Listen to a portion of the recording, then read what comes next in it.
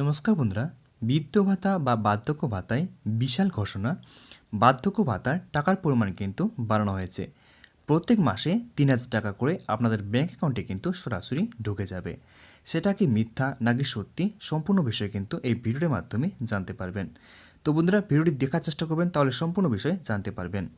তার সাথে বন্ধুরা, যদি সত্যি সত্যি টাকা দেয় সরকার, তাহলে এই টাকা কোন মাস থেকে চালু হবে, মানে শুরু হবে দেওয়া, সেটা কিন্তু সম্পূর্ণ বিষয়ে জানতে পারবেন। তো চলো বন্ধুরা, ভিডিও শুরু করছি। তো বন্ধুরা, ভিডিওটি শুরু করার আগে আপনাদের কাছে বিশেষ অনুরোধ, আপনারা যদি আমাদের ছোট্ট চ্যানেলের সদস্য হতে চান, তাহলে চ্যানেলটি সাবস্ক্রাইব করে আমার পাশে থাকবেন। তো বন্ধুরা, এখানে বলা হয়েছে ওল্ড পেনশন 2024 বার্ধক্য ভাতা প্রকল্পে এবার রাজ্যে প্রত্যেক বয়স্ক নাগরিককে মাসে ৩,০০০ টাকা করে পাবেন। কবে থেকে পাবেন দেখুন বিস্তারিত।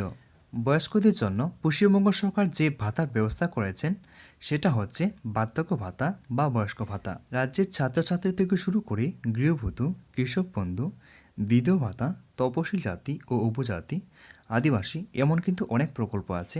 তারপরেও এমনকি মেয়ের বিয়ের জন্য বিভিন্ন ভাতা কিংবা সরকারি সাহায্যের সবার জন্য বিভিন্ন ধরনের প্রকল্প চালু করেছেন রাজ্য সরকার।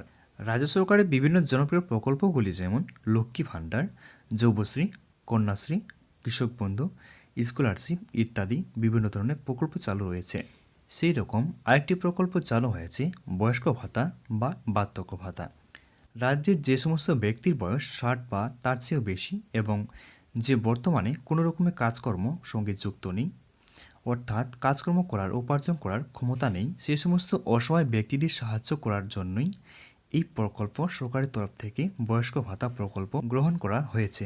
এই বার্ধক্য ভাতা প্রকল্পের মাধ্যমে প্রত্যেক বয়স্ক ব্যক্তির জন্য প্রত্যেক মাসে 1,000 টাকা করে দেওয়া হয়। তবে বিরোধী নেতা শুভেন্দু অধিকারী বলেছেন, বার্ধক্য ভাতা নিয়ে বার্ধক্য ভাতার কিছু ঘোষণা করেছেন, যদি বিজেপি সরকার ক্ষমতায় আসে তাহলে কিন্তু বার্ধক্য ভাতা বা বৃদ্ধ ভাতা মাসে কিন্তু 3,000 টাকা করে দেওয়া হবে। বন্ধুরা, আপনাদেরকে আমি একটু লাইভ দেখাবো। লাইভটা শুরু করার আগে বন্ধুরা, আপনাদেরকে একটু কথা বলি। আমি কিন্তু কোনো পার্টির মধ্যে নেই। আপনাদেরকে যেরকম আমি আপডেট দিতে থাকি সেরকমই কিন্তু পরবর্তীতে আপডেট দিতে থাকবো বা আজকে দেব। তো বন্ধুরা, লাইভটা শুরু করছি। কৃষক ভাতা, তফসিলি ভাতা, জনজাতি ভাতা এবং দিব্যাঙ্গ ভাতা, তাদের ভাতা ভারতীয় জনতা পার্টি উত্তরপ্রদেশের মতো 3,000 টাকা করে মাসে দেবে।